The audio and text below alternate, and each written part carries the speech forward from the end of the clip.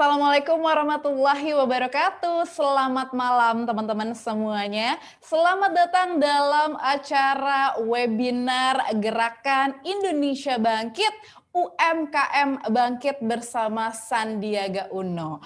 Wah, salam Sumpah Pemuda, asik. Diawali dengan menyapa teman-teman mahasiswa yang sekarang udah lebih dari 200 peserta nih yang bergabung bersama dengan kita pada malam hari ini. Senang sekali malam hari ini saya Syafira merasa spesial banget bisa hadir di tengah-tengah teman-teman yang mungkin lagi mau menuju liburan long weekend. Atau mungkin besok udah ada kegiatan yang diisi bersama dengan keluarga karena udah lama banget gak ketemu, tapi tetap dengan menjalankan protokol kesehatan. Nah, malam hari ini kita bakalan kasih informasi menarik sekali tentunya ya.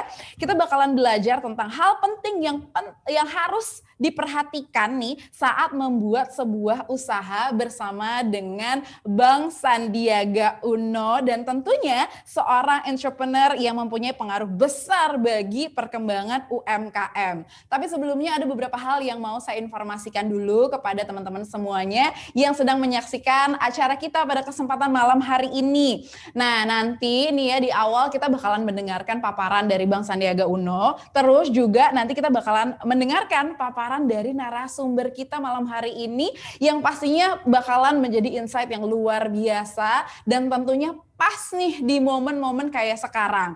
Terus juga nanti bakalan ada kesempatan buat teman-teman semuanya untuk melakukan tanya jawab di sesi Q&A, di mana nanti bakalan saya jelaskan mekanisme Q&A-nya. Terus nanti di akhir acara kita akan mendengarkan kesimpulan dan juga penutup dari Bang Sandiaga Uno dan juga kita bakalan mendengarkan kesimpulannya dari narasumber saya malam hari ini. Gimana? Udah gak sabar? Pastinya. Nah, sebelum kita lanjut lagi nih seluruh rangkaian acara webinar kita pada malam hari ini, nanti untuk tanya jawab setiap peserta atau teman-teman silahkan bebas aja untuk menyampaikan pertanyaannya baik kepada Bang Sandiaga Uno maupun kepada narasumber yang sudah hadir pada malam hari ini. Caranya gimana? Jadi Anda harus membuka website yaitu sli.do. Jadi sli.do. Nah, itu bisa sama-sama kita saksikan.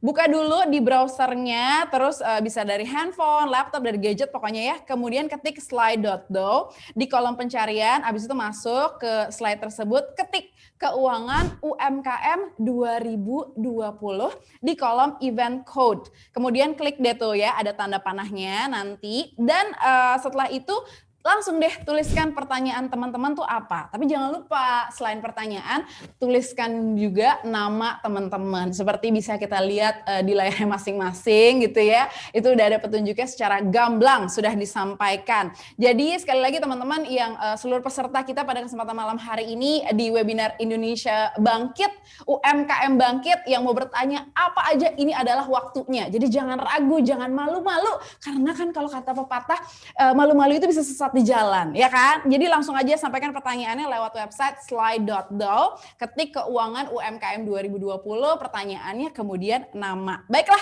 kalau gitu langsung saja karena ini pasti udah ditunggu-tunggu banget. Saya ingin menyapa abang kita semua nih. Saya ingat banget pertemuan saya dengan beliau sekitar tahun 2012, pertama kali tuh gitu di saat panggung. Saya nge-MC waktu itu, beliau ini menjadi pembicara waktu itu. Terus saya baru tahu kalau beliau ini hobinya basket. Karena waktu itu kayak ada surprise, kami memberikan plakat bentuknya tuh kayak pemain basket. Belum lama ini viral videonya, ya kan? Beliau lagi melakukan trik basket gitu, trik shot melawan Denny Sumargo. Ada Bang Sandiaga Uno sudah bergabung bersama dengan kita malam hari ini. Assalamualaikum Bang Sandi. Terus juga selain ada Bang Sandiaga Uno sudah bergabung dengan kita, ada lagi nih narasumber yang sudah bergabung bersama dengan kita malam hari ini. Mungkin teman-teman yang sudah menyaksikan di leaflet gitu ya, di e-flyer yang udah rame banget di media sosial. Dia ini adalah seorang entrepreneur ya yang sangat peduli terhadap UMKM dan membuat sebuah aplikasi untuk membantu para pelaku UMKM untuk bisa bersaing di era digital. Ada Rahmat Anggara. Selamat malam, Mas Angga. Halo Safira, halo Bang Sandi. Halo Mas Rahmat, apa kabar? Angga aja Bang, panggilnya Bang. Ada Angga di sini. Nah, Yap. jadi kita malam hari ini bakalan ngomongin tentang UMKM Bangkit. Sebagai informasi juga bahwa Angga ini yang akan disampaikan adalah mengenai tentang kasir.id. Ini penting banget buat teman-teman yang lagi menyaksikan. Kalau misalnya kita ngomongin tentang UMKM, memulai bisnis sendiri, harus tahu tuh perencanaan, membuat laporan keuangan yang tepat tuh seperti apa sih? Bakalan kita kupas habis tuntas malam hari ini ya dengan dua narasumber saya pada malam hari. Kenapa ini menjadi kunci membuat laporan keuangan untuk UMKM. Baiklah, sebelum kita mulai nanya-nanya sama Angga dan juga mendengarkan insight dari Bang Sandi juga, mungkin teman-teman di sini yang menyaksikan penasaran nih, kenapa sih rangkaian acara webinar kita pada malam hari ini diberi nama yang sangat membuat kita kayak terpanggil gitu ya, jiwa patriotnya, Gerakan Indonesia Bangkit, UMKM Bangkit, dan Bang Sandiaga Uno ini sebagai inisiatornya. Kenapa sih Bang Sandi kok memilih namanya tuh kayak gitu, pas banget nih sama semangat Sumpah Pemuda? Ya, Syafira, Angga, dan teman-teman semua yang sudah bergabung, saya ingin garis bawahi bahwa keberadaan UMKM ini sangat penting. Ya. Karena kontribusinya gede banget terhadap perekonomian nasional, 61%, dan banyak menyerap tenaga kerja, 97%. Banyak yang menyangka bahwa kalau membuka lapangan kerja itu adalah usaha-usaha besar. Sebetulnya UMKM lah 97% pencipta lapangan kerja. Namun menurut survei Kementerian UMKM dan Koperasi, 47% dari jumlah UMKM yang ada sekarang akan berhenti berusaha karena terhantam pandemi. Nah, inilah yang membuat kita ingin membuat satu inisiasi agar mereka bangkit, agar UMKM bangkit dan Indonesia bangkit. Oleh karena itu, tujuan dari webinar ini juga untuk memberikan edukasi kepada pelaku UMKM dan calon pelaku UMKM. Banyak mahasiswa yang ingin mulai usaha, teman-teman mahasiswa ingin mengambil langkah pertama, sudah memberanikan diri, sudah dapat pelatihan malam ini. Nah, bagaimana sih cara untuk membuat sebuah UMKM bisa berkembang? Bukan hanya startup, tapi scale up, bersaing, bertahan, dan bangkit. Saya ini dulu akuntan, jadi saya profesinya pernah menjadi seorang akuntan, seorang keuangan, dan saya melihat bahwa UMKM kita ini perlu dibantu dari segi peningkatan kemampuan mereka mengelola keuangannya. Dan dengan membuat pembukuan atau laporan keuangan yang tepat dan efisien, seperti nanti akan dijelaskan oleh Kasir dan Bang Angga, ini UMKM bisa naik kelas. Banyak UMKM yang menganggap laporan keuangan terlalu rumit dan buang waktu, dan mereka lebih fokus pada penjualan. Pokoknya uang dapat taruh dalam laci gitu. Tapi ternyata jadi menjadi bumerang karena banyak UMKM karena tidak menghitung keuangannya, semakin banyak order kok semakin kurang uangnya. Nah, ini karena kurangnya perencanaan dan laporan keuangan tersebut. Muncul banyak aplikasi atau layanan point of sales yang membantu pelaku UMKM sebagai satu solusi untuk mencatat penjualan dan membuat laporan transaksi yang sangat simple, nggak pakai ribet, nggak pakai ngejelimet, pokoknya mudah dan sederhana. Salah satu aplikasi POS atau Point of Sales terbaik yang saya pernah temukan dan sudah bekerja sama dengan komunitas kita, salah satunya OKOC, adalah aplikasi kasir milik anak bangsa, yaitu Bro Angga. Hari ini saya harap teman-teman malam ini belajar dari Bro Angga soal pentingnya laporan keuangan pada sebuah UMKM. Dampaknya pada perkembangan sebuah UMKM yang bisa scale up, naik kelas, dan bagaimana pengorbanan yang sudah dilakukan Bro Angga. Karena perjuangan itu perlu pengorbanan. Untuk membangun kasir ini pasti banyak cerita-cerita dan pengorbanan yang Bro Angga sudah lakukan. Jadi ini yang membuat saya sangat termotivasi, dan mudah-mudahan malam ini kita semua dapat inspirasi bersama untuk bangkit. Indonesia harus bangkit, dan untuk Indonesia bangkit, UMKM-nya harus bangkit. Mantap. Salah satu hal yang saya underline gitu ya tadi Bang adalah bukan cuma menggerakkan UMKM-nya aja, tapi bisa membuka lapangan kerja yang banyak sekali gitu. Jadi yang perlu dilakukan adalah bukan hanya memulai sebagai atau startup, tapi scale up. Nah, ada beberapa proses-proses yang harus dilakukan gitu ya untuk menuju tadi tuh untuk scale up tadi UMKM-nya atau bisnisnya dan sebagainya. Salah satunya akan disampaikan sama Angga dari kasir.id. Kita akan kulik akan lebih lanjut lagi gimana dia awal mulanya, perjuangannya seperti apa, ups and down-nya juga seperti apa, yang pastinya bisa menambah pandangan juga nih bagi teman-teman yang lagi menyaksikan tayangan kita pada malam hari ini. Tapi sebelum saya ngobrol sama Angga, kita akan saksikan dulu sebuah video tentang kasir.id supaya kita dapat bayangannya sama-sama. Ini dia. Sekarang ini, banyak UMKM yang hanya fokus pada barang dagangan dan berjualan saja, dan melupakan satu hal penting dalam berwirausaha, yaitu pembukuan. Rahmat Anggara melihat hal ini sebagai peluang bisnis dan merancang sebuah sistem yang membantu pelaku UMKM untuk membuat pembukuannya sendiri. Dan pada tahun 2015, Angga dan timnya meluncurkan sebuah aplikasi yang mampu membantu UMKM mencatat penjualan, mengelola produk dan stok, dan memantau laporan transaksi dengan sangat mudah. Aplikasi tersebut diberi nama Kasir. Berbeda dengan aplikasi sejenis lainnya, Kasir bisa digunakan secara gratis oleh penggunanya. Sudah diunduh lebih dari 270.000 kali per Februari 2020. Nilai transaksi mencapai 1,5 triliun rupiah di tahun 2019. Tujuannya satu, agar usaha UMKM bisa berkembang dan naik kelas.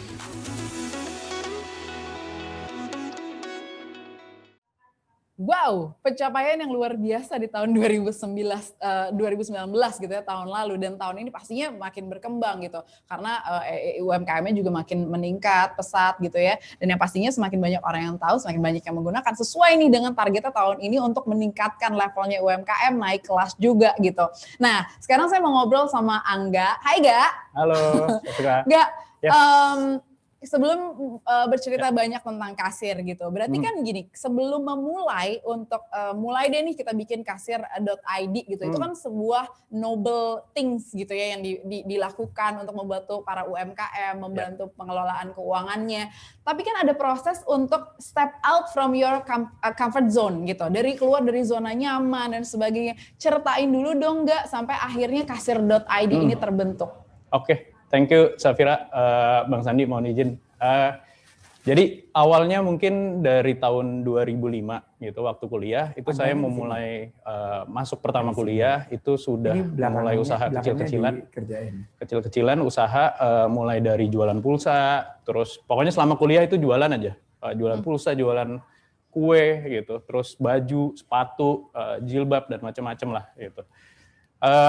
Kurang lebih total ada 8 usaha yang saya pernah jalanin gitu, dan alhamdulillah semuanya nggak berjalan dengan baik, tutup. Dan setelah itu saya memutuskan untuk bekerja gitu. Setelah lulus kuliah di bank sekitar 5 tahun lah gitu, saya bekerja di bank, sempat di pengeboran migas gitu. Terakhir itu di namanya Pertamina Drilling Service gitu. Jadi pengeborannya Pertamina, itu saya sudah 5 tahun bekerja, dan sambil berjalan saya lihat kayaknya pengen punya impact lebih buat Indonesia nih gitu. Dan sebelumnya saya pernah menjalankan usaha-usaha, dan disitulah dimulai kita lihat kayaknya kalau mau memberikan impact lebih harus benar-benar fokus apa yang mau kita kembangin. Dan dengan pengalaman sebelumnya membuat usaha itu, kita lihat beberapa hal yang sebenarnya menjadi celah pengusaha-pengusaha itu jadi nggak bisa berkembang gitu. Jadi disitulah saya dan partner saya, Mas Novan namanya, tahun 2015 kita beranikan diri untuk resign dan memulai kasir ini, mulai dari berempat. Alhamdulillah sekarang total sudah 100-an tim di Jakarta, Bandung, Malang, Bali, Yogyakarta gitu. Gitu. Jadi memang tantangan paling berat untuk menjalankan usaha itu paling berat menurut saya keluar dari comfort zone sih. Itu paling berat untuk kita mulai usaha, itu paling berat tuh mulainya gitu. Walaupun setelah itu ada naik turun, tapi yang paling susah diyakinkan itu di awal itu untuk memulainya gitu. Oke, berarti kan prosesnya nih lumayan ya nggak ya, Yes. sampai akhirnya bertahan sampai sekarang gitu dan terus berkembang dengan tujuan yang baik tadi sebetulnya gitu. Nah, kita tuh jadi tahu gitu bahwa untuk memulai sebuah UMKM gitu sangat penting untuk memperhatikan cara mengelola keuangan gitu. Betul. Sampai akhirnya bukan cuma untuk mengembangkan bisnisnya tapi sistemnya dulu nih yang mesti diperbaiki dari dalam supaya output atau outcome-nya juga jadi positif. Nah, dengan adanya kasir.id selain memang memudahkan, mungkin orang yang tadinya nggak familiar dengan teknologi dan sebagainya mau nggak mau shifting ya nggak ya. Dan itu juga jadi akhirnya ide yang sangat brilian gitu, memperkenalkan metode teknologi yang mungkin di sini mudah digunakan sampai orang akhirnya pengen deh berpindah yang tadinya manual dibuat jadi digital dan akhirnya nanti berkembang karena gimana pun juga zaman ya nggak Bang Sandi, bener nggak, zaman nanti bakalan terus berkembang menuju digital era gitu. Nah jadi untuk teman-teman yang pengen bertanya langsung nih sama Mas Angga di sini ada Bang Sandi juga gitu ya tentang topik kita pada malam hari ini, langsung aja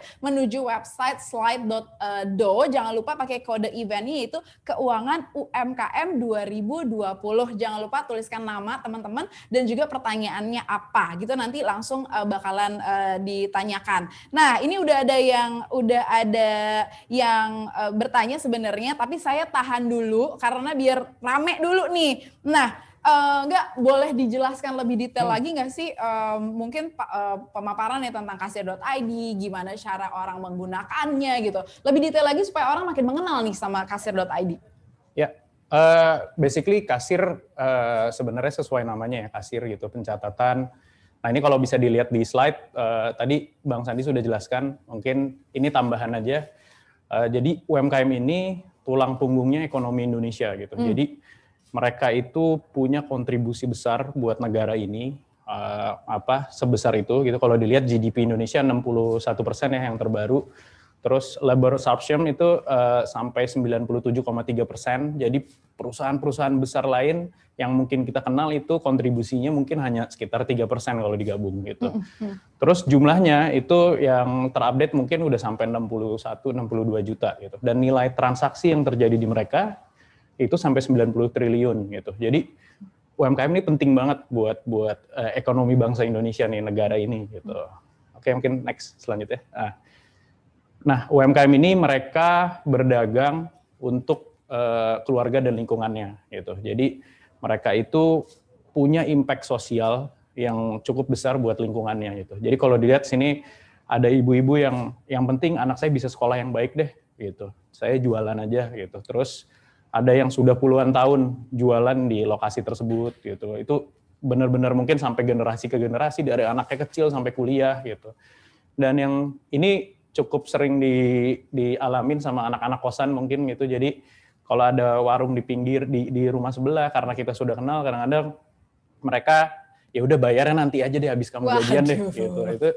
Itu nggak bisa dilakukan dengan mungkin ya beberapa toko-toko modern yang mungkin sudah lebih maju gitu. Karena kedekatan dengan lingkungan itu ya yang membuat UMKM ini jadi punya impact sosial yang besar banget gitu. Boleh next? Nah, ini yang jadi kuncian nih gitu. Gimana keadaan mereka di masa depan. Jadi kalau dilihat dari datanya, itu 10 tahun terakhir dari 2008 sampai 2018, persentase tradisional atau UMKM ini kecenderungannya semakin menurun gitu. Jadi yang modern itu semakin meningkat. Jadi kalau dibandingin 60 juta lawan 40 ribu, itu 40 ribu toko modern, jaringannya lebih gede, lebih kuat, itu bisa hampir kalah gitu. Dan kalau dilihat di luar Jawa, volume growth-nya udah semakin menurun gitu. Sedangkan tadi UMKM ini tulang punggung ekonomi Indonesia gitu. Oke, boleh next. Terus kalau dilihat ternyata kuncinya membuat Indonesia menjadi negara yang maju gitu. Ini kalau kita compare Indonesia dengan Uni Eropa, usaha mikro itu tetap memberikan kontribusi yang besar buat sebuah negara gitu, dimanapun negara itu gitu. Walaupun itu negara maju. Kalau dilihat di Indonesia usaha mikro itu 98% gitu, 1,2%-nya usaha kecil. Di Uni Eropa itu 93% gitu, usaha kecilnya 5,8%. Nah, kalau kita lihat di sini sebenarnya kunci membuat Indonesia menjadi negara lebih maju yang seperti Uni Eropa adalah mengelevasi usaha kecil, usaha mikro menjadi kecil gitu. Jadi gimana mereka bisa berkembang sampai mereka punya toko di mana-mana, menduplikasi usahanya. Nah, adalah membangun mengelevasi si usaha mikro menjadi kecil. Lalu kita istilahnya dari yang tadinya pedagang jadi usahawan nih gitu. Jadi usernya kasir itu kita namain usahawan gitu. Jadi pengusaha-pengusaha yang ada di kasir gitu. Jadi gimana caranya kita membuat pedagang ini bisa berelevate atau berevolusi menjadi usahawan, kuncinya di situ. Boleh next. Nah, lalu kalau dilihat kemudahan untuk mendapatkan akses permodalan buat usaha mikro dan kecil ini itu menjadi faktor penting.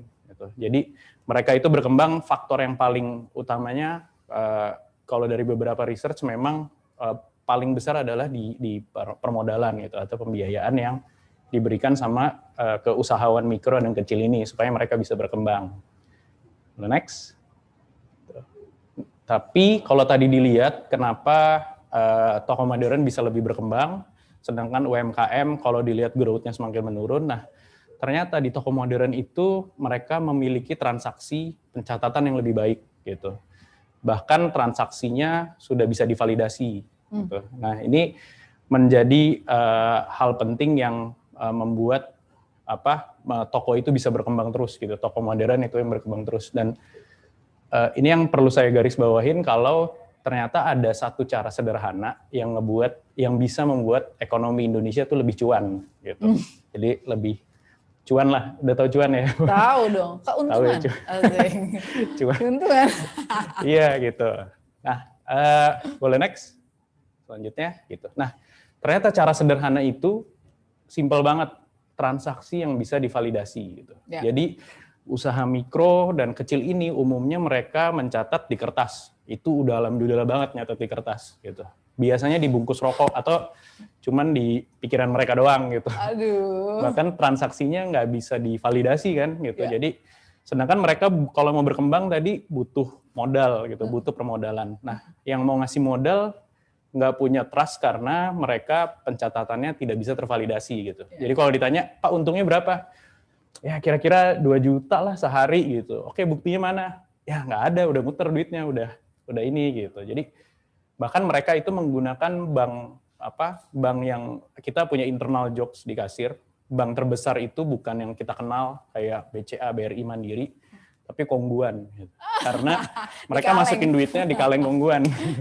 Itu kalau kaleng Kongguan itu bisa mencatat transaksi itu gede banget sebenarnya gitu. Iya, jadi gimana caranya transaksi ini bisa divalidasi sehingga mereka punya akses ke permodalan yang lebih baik dan modalnya yang lebih akurat, karena banyak banget nih usaha mikro kalau dikasih pendanaan karena nggak punya transaksi yang divalidasi disalahgunain gitu. Jadi dikasih let's say 2 juta atau 5 juta, besoknya jadi motor, beli emas gitu, terus apalah kalau bapak-bapak jadi nikah lagi gitu, amit-amit.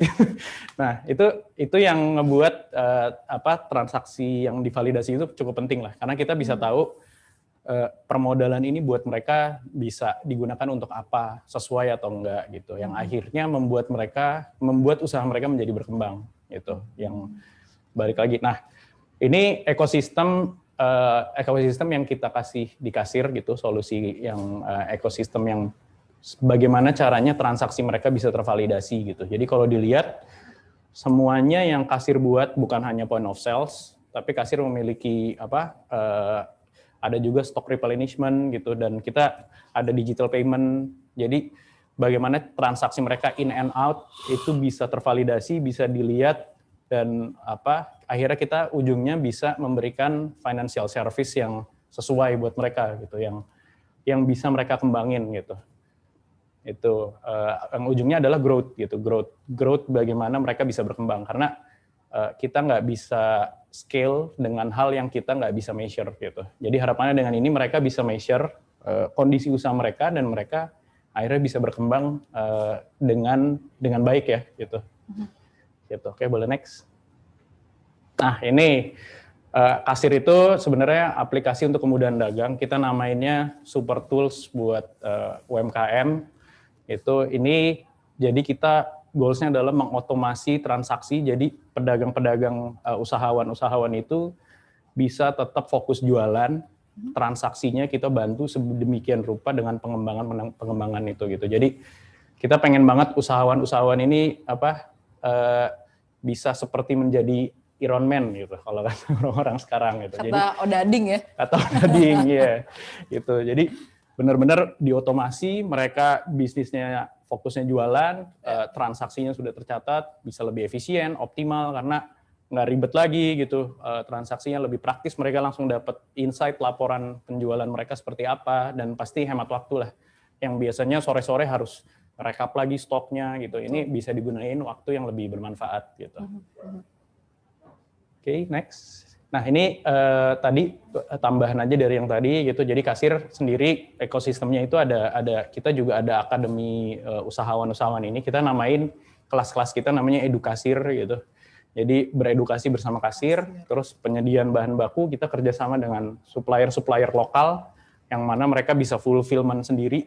Jadi last mile-nya itu dekat banget, nggak perlu jauh-jauh gitu dan cost-nya jadi cukup baik dan kita juga di financing kerjasama sama beberapa partner pembayaran digital juga Kris yang sekarang dicanangkan pemerintah itu bisa menjadi jembatan untuk memvalidasi transaksi teman-teman usahawan ini.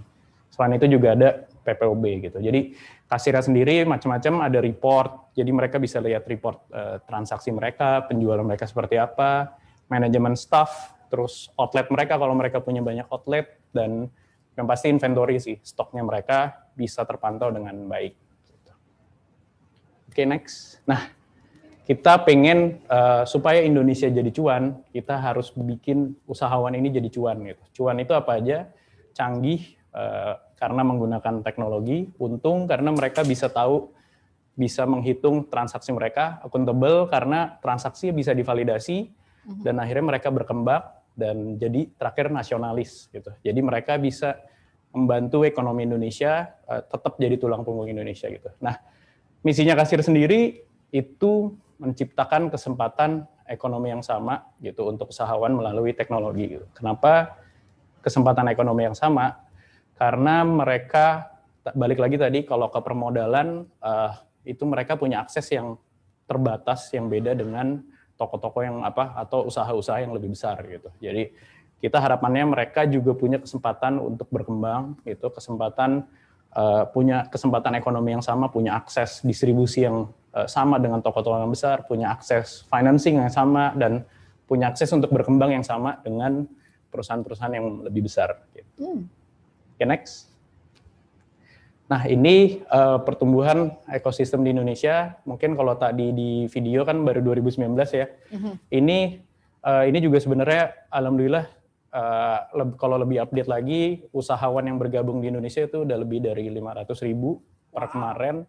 Seluruh Indonesia literally dari Sabang sampai Merauke kita benar-benar punya user di Aceh, di Papua yang aktif gitu yang menggunakan kasir karena kasir ini insya Allah affordable buat mereka, dan kita mencatat lebih 23 juta transaksi yang terjadi gitu. Kalau update-nya sekarang malah ini 4,5 T kita di tahun 2019 lalu gitu. Di tahun ini kita per quarter itu bisa mencatat lebih dari 3 T gitu per quarter.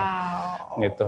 Dan pembiayaan produktif yang kita pernah salurin, ini data 2019, kita ngasih, mungkin jumlahnya masih kecil 1 miliar gitu, cuman mereka bisa dapat pembiayaan itu mulai dari 1 juta gitu, dari partner kami gitu. Jadi karena tadi transaksi sudah tervalidasi, sudah lebih rapi, akhirnya pembiayaannya jadi lebih akurat dan sesuai buat usaha mikro dan kecil ini gitu. Wow. Nah, ini kategori usahawan kita gitu. Jadi paling banyak memang F&B gitu yang menggunakan point of sales gitu. Ada macam-macam lah, ada sports, ada health and beauty gitu. Jadi di sini kita lihat kasir itu bisa digunakan secara general untuk usaha apapun gitu. Jadi ada yang mungkin jualan brownies, jualan macam-macam lah gitu yang kecil-kecil ya gitu. Odading juga harusnya bisa pakai tuh. Bisa. Gitu. Mudah-mudahan si Bapak Kang Solehnya denger. Mang Oleh ya. Mang Olehnya denger nih. Jadi bisa pakai kasir gitu. Tinggal di revamp aja berarti ya, enggak ya? Iya, tinggal di Iya, tinggal di revamp aja jadi apa gitu. Iya. Gitu. Odading masuk ke itu tuh, ke resto F&B makanan ya? F&B gitu. Iya. Jadi itu juga salah satu segmen yang paling sering menggunakan dan aktif menggunakan point of sales kasir ini. Oke, boleh next. Nah, ini cerita teman-teman yang sudah menggunakan kasir. Mungkin di sini udah banyak yang kenal ya Mas Prabu gitu. Di Prabu Stick-nya alhamdulillah sudah pakai kasir, coffee shop-nya dan dia Mbak Maria juga, terus Zaskia itu di Mekanism, di Zam itu juga alhamdulillah menggunakan kasir gitu. Malah Zaskia ini jadi salah satu pencetusnya kenapa kita bikin kasir juga gitu. Karena dulu ada cerita dia di 2015 itu dia nanya ke saya, enggak ini gue penjualannya lumayan udah banyak nih, cuman nyatetnya masih manual gitu. Akhirnya saya dan foundernya kasir tuh Mas Novan kita ketemu di situ, tapi solusi yang kita berikan tuh jadi mahal karena nggak general, nggak generik gitu.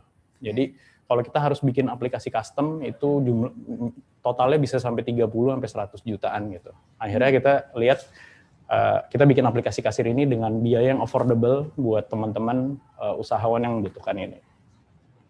Oke, nah ini Superstar Pandu Juang gitu. Pandu Juang itu nama timnya kasir gitu. Itu Pandu Juang kenapa? Karena itu sebuah akronim, artinya pantang mundur, majuin pedagang dengan jumlah yang udah 100-an orang. Itu di situ kita founder bertiga, ada Michael, dari dulu Michael itu di Tokopedia, di Orami, terus ada Novan ini dulu pernah di Fortune, di Mirum, jadi dia lebih banyak di teknologinya, dan ada saya, Angga dulu di Pertamina Drilling Service dan sempat jadi managing partner di fintech syariah namanya Alami.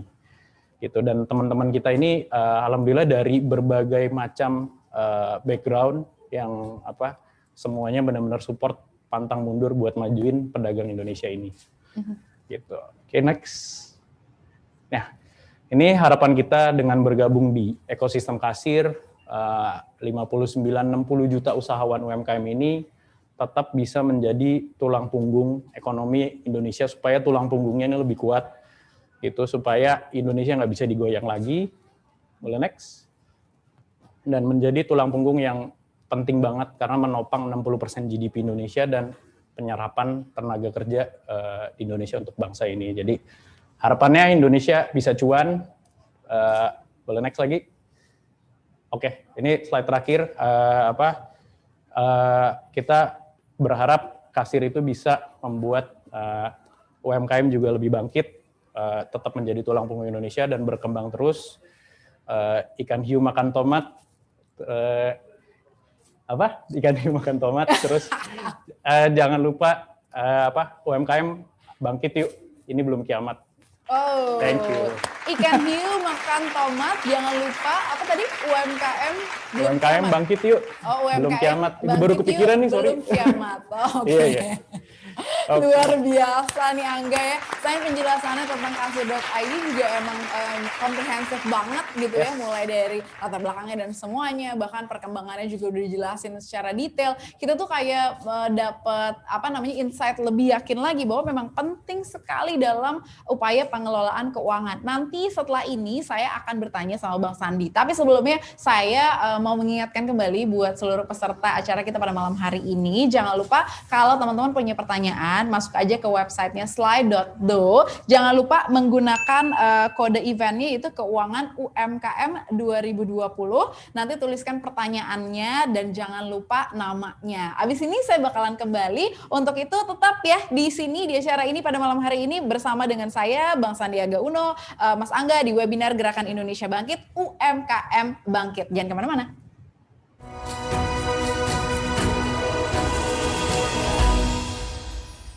I only only spent 5.5 years in Indonesia. And every time you speak bahasa mesti I'm diterjemahin kan? translating everything as we speak. Aku bersyukur sekali udah dikasih kesempatan untuk main di beberapa film Hollywood. Tapi aku rasa jalan aku masih panjang. Aku sempat ketemu Menteri PPPA. Aku bilang ke beliau bahwa aku sangat concerned dengan isu kekerasan terhadap perempuan dan anak-anak di Indonesia. Aku dan keluarga mama aku, kita punya yayasan yang namanya Sukarseno Peduli. Dan yayasan ini sejak 2004 sudah ngebangun kira-kira 11 sekolah dan ngebantu kira-kira 5.000 anak-anak mendapatkan edukasi yang gratis. For me, for me, for me.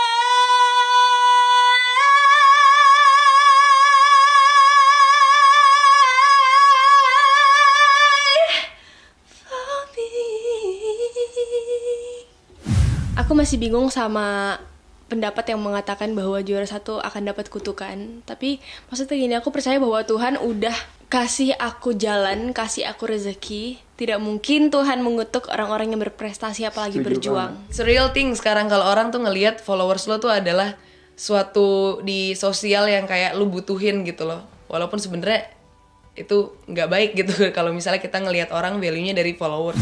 Suka ketawa sendiri nggak sih Ya, sama lumayan. amazing gitu. Yang kira-kira going back in time gitu. Kalau misalnya disuruh balik ke waktu semula dan juga ditanya mau ngerubah apa, itu menurut aku nggak ada yang mau aku rubah sih. Karena kalau misalnya aku ngerubah sesuatu dari masa lalu, berarti aku nggak akan belajar. Aku nggak kaget sih, karena emang dari awal tuh udah selalu dikasih advice sama orang tua aku. Kayak aku sering banget dapet hate comments, terus juga banyak yang Dibaca gitu satu-satu komen. aku sebenarnya nggak terlalu mikirin, karena aku tahu lebih banyak yang, insya Allah lebih banyak yang support ketimbang yang hate. Sosok mama di mata Nora seperti apa? She's my role model, cause selain kayak mama ngajarin aku banyak hal soal nyanyi, tapi mama juga ngajarin aku banyak hal soal kehidupan. To keep me grounded, luckily, one of the biggest influence in my life is my mother. Jadi mungkin ibu saya yang paling berpengaruh untuk mengingatkan to keep grounded. Matahari juga tidak selalu bersinar. Spotlight tidak akan selalu ada di diri kamu. Mungkin ada di orang lain. Hari ini kamu nggak dapet. Hari ini kamu bisa punya popularity. Mungkin besok tidak. What dimensions yang paling kena nih for you? Mampu menyuarakan sesuatu yang ada di tengah masyarakat. Menyuarakan sebuah realitas yang mungkin kadang mengenakan, kadang tidak mengenakan gitu. Dan memotret itu ke dalam sebuah karakter, menghidupkannya. TV kan udah awareness paling besar awalnya, tapi sekarang ternyata digital itu kayak semut, lama-lama naik. Total karyawannya sekarang udah berapa? Kita total sih semua hampir 100 lah. Saya dari 3 orang, dari di garasi doang cuma 1 editor dan 2 staff. Bro Raffi ini bos yang super baik banget ya. Menyapa, terus ramah. Ketemu orang yang tanpa pagar, itu tuh respect kita akan jauh berkali-kali lipat saat Bang Sandi melakukan itu sama kita. Bener banget sih. Itu yang kita, makanya aku juga sama tim-tim aku, ya udah nggak usah lu ada atasan bawahan lah. Di Rans Entertainment ini Abrar sampai bisa beli rumah dan mobil cash. Wow! Bener nggak? Betul. Widih! Gokil. Tepuk tangan dulu, tepuk tangan dulu.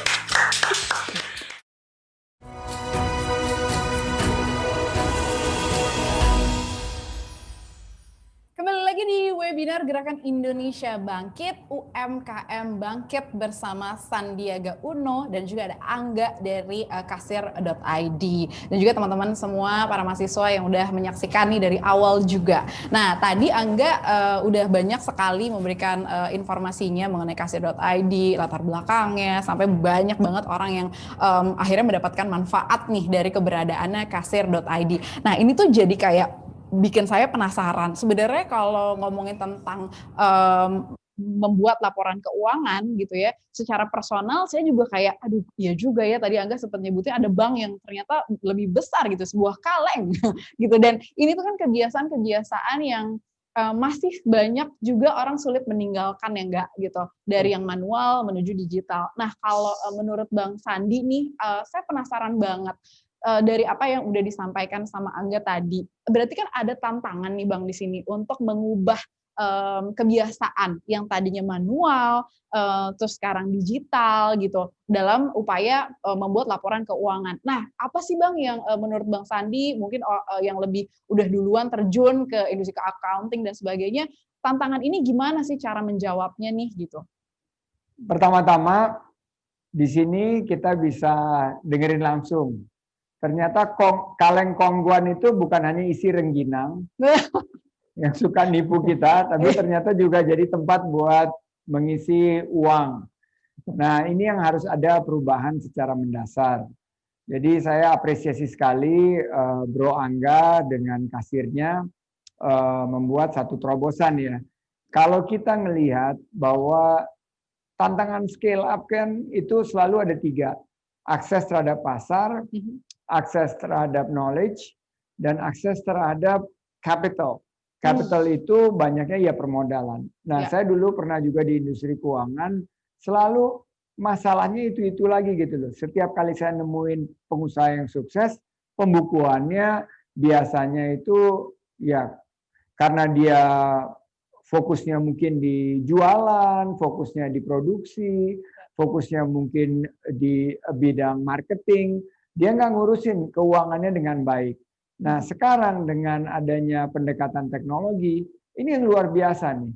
359 peserta yang tergabung di sini akan semakin mudah untuk memulai usaha. Paling tidak akan mengambil begitu banyak waktu atau sumber daya dan bisa mengurangi dan mengefisienkan pencatatan keuangan dan pelaporan keuangannya. Nah, saya ngelihat memang UMKM ini luar biasa deh, tulang punggung. Memang di tengah-tengah pandemi ini UMKM yang terpukul jatuh di awal-awal ya, ronde pertama karena pandemi COVID-19 ini ada PSBB, ada aspek kesehatannya. Krisis-krisis tahun 97, 98, 2008, 2009, UMKM lah yang menjadi tulang punggung. Tapi kali ini saya melihat setelah 9 bulan lebih kita di krisis pandemi ini, UMKM mulai siuman kembali, mulai menggeliat kembali. Nah, untuk bangkit, ini kita harus sama-sama memberikan mereka solusi masalah-masalah klasik yang selalu mereka ungkapkan. Susah nih dapat permodalan, ya terang aja karena mereka tidak menghitung dengan baik. Cara mereka itu harus kita ubah secara fundamental melalui digitalisasi. Nah, tadi Bro Angga mau kasih pantun, saya kasih pantun juga nih. Oh baik, silahkan Bang. Ini pantunnya ini cocok banget sama kita punya satu tema, yaitu tema kita bangkit. Oke. Memang dunia sedang sulit. Cakep, gitu dong satu. Oh iya, oke, baik. Ulang Bang ya, 1, 2, 3. Dunia sekarang sudah sulit. Cakep.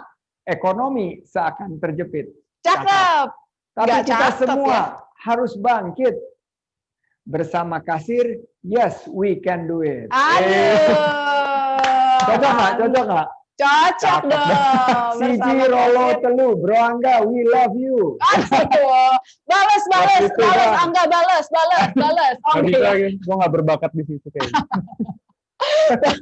Ini baru aja setelah nggak jadi pengusaha yang setelah ngurus UMKM ini harus bisa lebih banyak pantun, Bro Angga. Iya, benar. Betul, Bang. Iya benar ya. Kalau tadi singkatan udah mahir banget tuh. Abis ini di scale up berarti ya kemampuannya untuk membuat pantun. Itu mungkin salah satu skill yang mesti di scale up juga nggak? Nah, tadi udah dapat jawaban juga dari Bang Sandi, Angga juga dengan pemaparannya. Nah, sekarang teman-teman juga udah nggak sabar karena mereka punya pertanyaan bagus-bagus banget nih Bang Sandi dan juga Angga. Kita langsung lihat ya pertanyaan yang pertama. Ini dari teman-teman peserta. Ini dari Indra Suhartono, pertanyaannya adalah, awal-awal kan pasti banyak yang nolak nih dalam menggunakan kasir. Mungkin ini bisa dijawab sama Angga ya. Gimana caranya sih Ga meyakinkan pelaku UMKM untuk berpindah dan menggunakan kasir? Yes. Good question, silakan Ga. Keren banget pertanyaannya, Mas Indra Suhartono.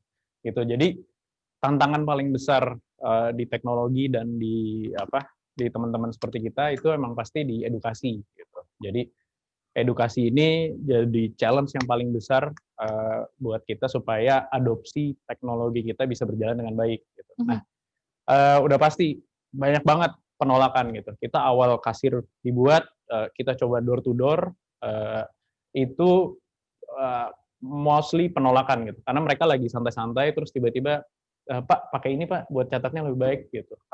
Saya biasanya kalau beli makanan tinggal ini 2.000 gitu, langsung selesai gitu transaksinya. Ini ditambah nyatet-nyatet jadi ribet lagi gitu. Karena impact-nya tuh nggak direct gitu keuangan ini gitu. Sedangkan penting banget sebenarnya. Nah, dari situ kita coba cari cara dan alhamdulillah kita nemuin cara yang paling efektif itu bergabung dengan komunitas gitu. Jadi komunitas-komunitas ini salah satu contohnya di OKOC juga kita benar-benar waktu Bang Sandi masih di Wagub itu kita benar-benar dibantu banget buat penetrasi ke pedagang-pedagang, ke UMKM yang tergabung di OKOC gitu. Jadi komunitas ini biasanya punya satu orang panutan gitu, yang dimana kalau dia ngomong tuh semuanya dengerin. Gitu. Oke. Selain itu, usahawan yang bergabung di komunitas itu biasanya sudah terfilterize. Mereka itu yang mau berkembang, mereka orang-orang yang memang mau scale up gitu. Jadi akhirnya kita banyak banget komunitas kalau di BUMN ada namanya RKB gitu, Rumah Kreatif BUMN itu komunitas-komunitasnya banyak banget juga di setiap daerah. Kita mulai melakukan community base itu starting 2016-17 deh gitu. Jadi setelah community base itu sampai sekarang itu masih berasa tuh organic user kita itu lebih besar gitu. Jadi mouth to mouth itu ternyata jadi masih paling penting terutama di kota tier 2, tier 3 gitu karena mungkin ibu-ibu di daerah suka gosip ya gitu. tapi di sini juga gitu. Jadi alhamdulillah karena kasir membantu gitu memberikan solusi yang affordable buat mereka yang mungkin mudah digunakan dan hampir nggak ada biaya, gratis untuk orang yang baru mulai gitu. Itu strategi kami sih yang kita lakukan ke komunitas gitu. Jadi supaya adopsinya lebih gampang dan lebih bisa diterima sama usahawan yang mau maju tadi. Oke. Gitu. Itu dia tadi, semoga menjawab pertanyaannya dari Mas Indra. Nah, sekarang udah ada pertanyaan berikutnya. Ini pertanyaannya juga disampaikan sama teman-teman melalui slide.do dari Entin_Tiennur. Untuk Bang Sandi, ini gimana menerapkan konsistensi pencatatan keuangan untuk UKM yang ultra mikro, sementara uang yang didapat langsung habis untuk belanja kebutuhan rumah harian. Silakan Bang. Nah, ini yang menjadi tantangan karena ultra mikro ini di bawah mikro. Dan ultra mikro ini jumlah populasinya luar biasa besarnya. Jumlah dari ultra mikro yang sudah terhubung dengan teknologi ini sangat kecil. Jadi caranya bagaimana mereka bisa melakukan pencatatan keuangan secara konsisten padahal uangnya habis adalah memberikan kedisiplinan. Jadi walaupun uangnya akan dipakai, dia harus melakukan pencatatan yang sesimpel mungkin. Nah, yang paling selalu dipegang adalah HP-nya. Dan jika kebetulan mungkin lanjut usia atau UMKM ini belum memahami teknologi, ini kita minta bantuan dari generasi muda, mungkin anaknya, mungkin keponakannya, untuk memberikan literasi teknologi. Dan juga seperti kasir, dan kita waktu itu ada di beberapa komunitas rumah siap kerja, memberikan pelatihan-pelatihan yang langsung dipakai di yang ada bisa di tangan mereka. Bisa mungkin gadgetnya yang tadi seperti yang diperlihatkan oleh kasir, atau juga yang lebih simpel di HP-nya. Karena HP-nya ini kan dipakai juga oleh dia. Mengirim pesan, mengambil foto. Nah ini sesimpel itu. Harus dibuat pertama-tama sesimpel. Kedua, menurut saya kedisiplinan itu harus kita tingkatkan dari level sedini mungkin.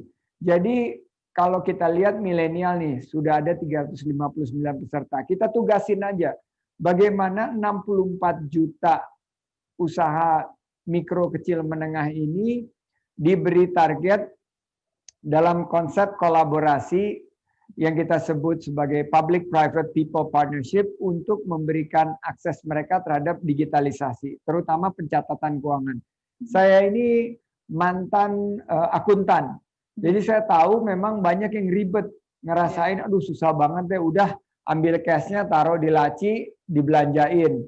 Padahal kalau kita memiliki kedisiplinan, kita akan lebih tahu berapa sih biaya pokok daripada produk kita yang kita jual dan kita bisa mendapatkan kinerja yang lebih baik. Terakhir, menurut saya, cara yang paling mudah adalah bentuk daripada fintech. Sekarang ini ada beberapa fintech, sebagian adalah fintech yang konvensional, sebagian adalah fintech syariah. Saya punya untuk ultramikro satu kegiatan yang disebut Bank Infak, di mana infak ini memberikan pengelolaan infak secara profesional dan diberikan sebagai bantuan modal sekitar 1 juta rupiah atau ke bawah kepada para pengusaha mikro. Nah, begitu mereka menerima pinjaman, mereka harus mencatat dengan baik dan ini bisa dipersyaratkan untuk mendapatkan pinjaman tanpa biaya atau pinjaman dengan biaya 0%, mereka harus mendapatkan satu kesatuan dengan pencatatan pembukuannya melalui teknologi dan mudah-mudahan kita bisa menjalin kerjasama juga dengan kasir. Amin. Oke. Jadi ada 2 poin utama juga nih yang tadi disampaikan sama Bang Sandi, disiplin itu jadi salah satu kuncinya untuk memulai gitu ya, supaya akhirnya bisa tersistematis dengan baik, itu sistematis dalam penghitungan dan sebagainya, karena berhubungan sama permodalan nih, apa yang bakal di langkah berikutnya yang akan ditentukan gitu. Jadi bukan cuma ditaruh akhirnya dipakai lagi. Dan yang kedua ada solusi lain yaitu fintech. Ada berbagai macam fintech yang bisa dipilih gitu ya sesuai dengan kebutuhan dari masing-masing UMKM. Mudah-mudahan tadi jawabannya bisa menenangkan Mbak Entin tadi yang nanya ya. Oke, lanjut kita mau melihat pertanyaan berikutnya. Ini dari Dana Dwi Aprilia. Nah, untuk Angga lagi nih. Bisa nggak sih Mas Angga sebuah perusahaan atau UMKM laporan keuangannya jelek tapi bisnisnya bagus? Nah loh, mungkin nggak itu terjadi? Oke, thank you Dana. Pertanyaannya ini lucu banget nih.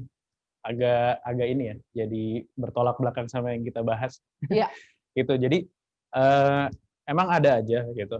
Mungkin di luar sana adalah gitu. Kita juga temuin beberapa tadi kalau awal-awalnya kasir kita ketemu orang yang bisnisnya sudah besar, sudah berjalan besar, punya karyawan mungkin 20 sampai 30 orang, punya cabang di berbagai kota gitu. Itu bisnisnya berjalan baik gitu. Cuman pas kita lihat laporan keuangannya, mereka nggak bisa lihat secara real time gitu. Mereka nggak tahu kondisi bisnis mereka seperti apa gitu. Jadi berjalan dan akhirnya sering banget kejadian walaupun yang mereka nggak sadarin gitu. Jadi setelah 3 tahun berjalan, tiba-tiba ada biaya yang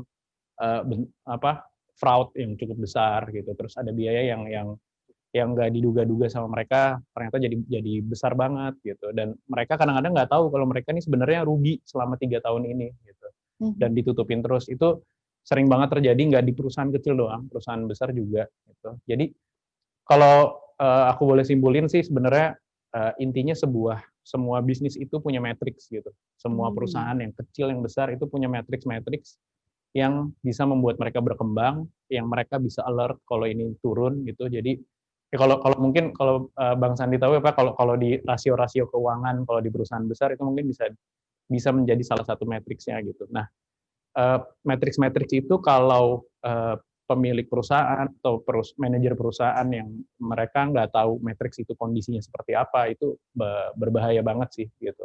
Jadi laporan keuangan dan pencatatan ini jadi penting supaya mereka tahu matriks mereka sudah sebaik apa sih gitu. Baik, jadi kalau misalnya tadi udah dengerin jawaban dari Angga, ya mungkin di awal mungkin kayaknya baik-baik aja, tapi jangan lupa nih dari setiap UMKM itu ada matriksnya. Nah, kalau nggak kelihatan sekarang, mungkin di tahun-tahun berikutnya. Jadi hati-hati tuh ya, kalau misalnya dirasa baik-baik aja, belum tentu, coba dibedah lagi deh. Kenapa akhirnya membiarkan hal-hal yang nggak bisa malah jadi masalah di kemudian hari, mendingan diberesin dari awal. Itu mungkin adalah saran terbaik. Kalau misalnya masih bingung dan sebagainya, mungkin cari informasi sebanyak-banyaknya untuk membuat laporan keuangan yang tepat untuk UMKM teman-teman. Nah, ini ada pertanyaan lagi yang juga merupakan pertanyaan terakhir untuk acara kita pada malam hari ini dari Budiman Syah. Pertanyaannya untuk Bang Sandi. Di sini pertanyaannya adalah, katanya nih Bang, pemulihan ekonomi butuh waktu yang mungkin cukup lama. Nah, sektor apa sih yang dianggap paling cepat yang bisa dipulihkan? Apakah UMKM ini bisa mendorong percepatan pemulihan ekonomi rebound dalam rangka pandemi COVID-19 nih pastinya ya? Silakan Bang Sandi. Ya, Mas Budiman Syah, kalau kita lihat struktur perekonomian kita, 61% ditopang oleh UMKM dan lapangan kerja 97% oleh UMKM. Kalau kita bedah ekonomi kita, lebih dari 50% adalah di sektor konsumsi, terutama konsumsi sehari-hari, mulai dari makanan sampai dengan pakaian dan beberapa kebutuhan yang kita harus konsumsi dalam konsep kebutuhan yang sangat dasar.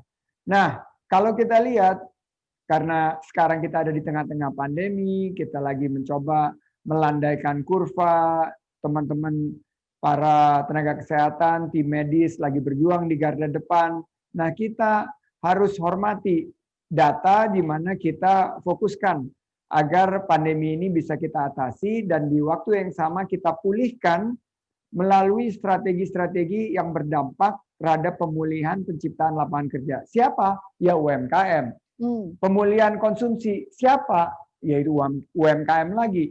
Dan kalau kita lihat apa yang di bidang konsumsi yang lagi didorong, pangan, misalnya dari hulu sampai hilir, pertanian sampai kepada bisnis kuliner, mulai dari peternakan sampai dengan kebutuhan sembako, mulai dari perkebunan sampai dengan kebutuhan-kebutuhan dasar lainnya yang menyangkut makanan yang bernutrisi. Sektor apa lagi? Sektor kesehatan, karena kita akan mampu untuk memutus mata rantai penularan COVID-19 ini kalau kita meningkatkan imunitas, mencegah penyakitnya dengan masker, menjaga jarak, rajin mencuci tangan, gaya hidup sehat kayak Safira tuh, rajin berolahraga, itu adalah bagian daripada gaya hidup sehat. Protokol kesehatan dan protokol keuangan. Nah, ini yang menarik nih, karena kita ada Bro Angga nih, bukan hanya protokol kesehatan, tapi juga protokol keuangan yang ketat dan disiplin. Jadi kalau kita lihat, memang akhirnya UMKM lah sekali lagi yang akan menyelamatkan ekonomi Indonesia dan kita harus pulihkan segera dengan fokus yang tepat sasaran, tepat manfaat, dan tepat waktu. Itu Mas Budiman Syah, dan saya optimis 2021 insya Allah kita akan bangkit jika kita bersatu padu untuk sama-sama berjuang menghadirkan kebijakan yang terakselerasi untuk membantu meringankan beban hidup masyarakat yang terasa semakin berat sekarang dan memulihkan penciptaan lapangan kerja. Amin. 2021 insya Allah semua keadaan lebih baik. Tapi yang pasti 3 hal tadi tuh, tepat sasaran, tepat manfaat, dan juga tepat waktu. Bahkan udah dikasih jawaban bahwa salah satu yang bisa memulihkan ekonomi gitu ya, khususnya di Indonesia adalah UMKM. Jadi gimana kita mau memulai dan bergerak untuk membantu proses pemulihan tersebut. Nah, itu dia tadi 4 pertanyaan dari teman-teman yang sudah saya sampaikan. Memang sebenarnya banyak banget pertanyaannya, cuma kayak waktunya tuh terbatas banget gitu ya. Nah, sebelum saya tutup seluruh rangkaian acara webinar kita pada malam hari ini, kita bakalan mendengarkan konklusi terakhir nih ya, sebelum nanti kita bakalan lanjutkan sama foto bersama untuk Bang Sandi terlebih dahulu buat teman-teman semuanya yang menyaksikan acara ini. Ikan sepat, ikan gabus, cakep. Jangan lupa ikan lele. Cakep. Bersama kasir, pembukuan kuat, ekonomi bagus. Ayo pulih, jangan bertele-tele. Mantap. Mantul. Enggak, silakan enggak, balas enggak. Aduh, belum latihan Bang. Ya. Jangan pantun dulu ya Bang. Kalau gitu saya pakai, kalau Angga belum latihan saya kasih pantun dulu ya. Ikan hiu makan tomat. Ih gitu amat. Oke, baik. Silakan Angga kasih konklusi. Baru nemu ya. Oke. Balas nggak? Nggak, ayo nggak, balas nggak? Buah semangka, buah kedodong. Safira jangan galak-galak dong. Oh iya baik, nggak galak-galak. Aduh. Silakan nggak, balas nggak? Main game bot bikin pusing. UMKM bangkit, kitanya jadi nggak pusing. Aduh, iya. Oh, iya. Saya lagi nunggu botnya Iya, di iya. mana tadi tuh ya, Gaya. Mungkin pesan-pesannya ini sih Bang, kalau boleh nambahin, Indonesia ini negara yang berkembang, negara yang masih butuh banyak banget pengusaha yang memulai usaha gitu. Jadi supaya Indonesia jadi negara maju, persentase pengusaha itu harus ditingkatkan lagi gitu. Karena kalau nggak salah kita masih di bawah 5% gitu. Jadi yang pertama, yang paling penting kalau mau mulai usaha kita harus suka sama usahanya gitu. Kita passion di situ. Yang kedua, disiplin. Yang ketiga, jangan menyerah gitu. Apapun yang terjadi, semua usaha itu pasti kalau lagi jatuh itu tangga buat kita naik menuju hal yang lebih baik gitu. Bahkan saya sama founder saya waktu 2017 nggak ada uang, kita jual tanah, jual rumah buat ngegaji orang 3 bulan. Tapi setelah itu sampai sekarang saya masih ngontrak gitu. gitu. Jadi karena pengorbanan yang dilakukan itu pasti lebih kita lihat impact-nya akan lebih besar buat negara ini gitu. Ketimbang cuman saya punya rumah satu. Gitu. Lalu yang terakhir ini yang paling penting sebenarnya 1, 2, 3 tadi dilupain aja. Yang penting mulai gitu. Jadi mulai usahanya nyatetnya pakai kasir. Sahabat-sahabat yang super.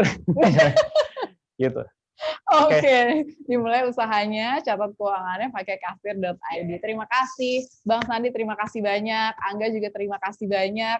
Malam hari ini pastinya bawa insight buat teman-teman semuanya yang menyaksikan ada 300 orang lebih yang pastinya insya Allah dapat manfaatnya. Kita sama-sama bangkit untuk menuju pemulihan ekonomi Indonesia. 2020 insya Allah bakalan masih kita lalui 2 bulan ke depan gitu ya. Masih banyak sekali tantangan-tantangan yang harus kita jawab, khususnya para pemuda gitu ya yang mau memulai usaha UMKM-nya. Masih ada waktu, masih ada kesempatan. Kalau tadi kata Angga, jangan menyerah, itu dia kuncinya. Nah, Bang Sandi, Angga, sebelum kita tutup secara resmi, karena di sini teman-teman antusias sekali, kita bakalan sesi foto bersama. Ini karena banyak banget pesertanya, jadi minta kesediaannya untuk 7 kali menahan posenya. Gitu ya, Bang. Kita 7 atau 8 kali untuk menahan posenya. Ini karena rame banget. Jadi buat yang lagi di rumah mungkin kameranya boleh dinyalain supaya terlihat wajah-wajah cantik-cantik, kece-kecenya yang siap untuk menerima tantangan bangkit bersama dengan UMKM, bangkit bersama dengan UMKM Indonesia. Oke. Sesi 1 kita siap-siap dulu. Silahkan. Wow, ada yang membentuk hati di situ. Baik. Saya bisa lihat kamu loh. Oke, ya. Kita foto ya. 3, 2, 1.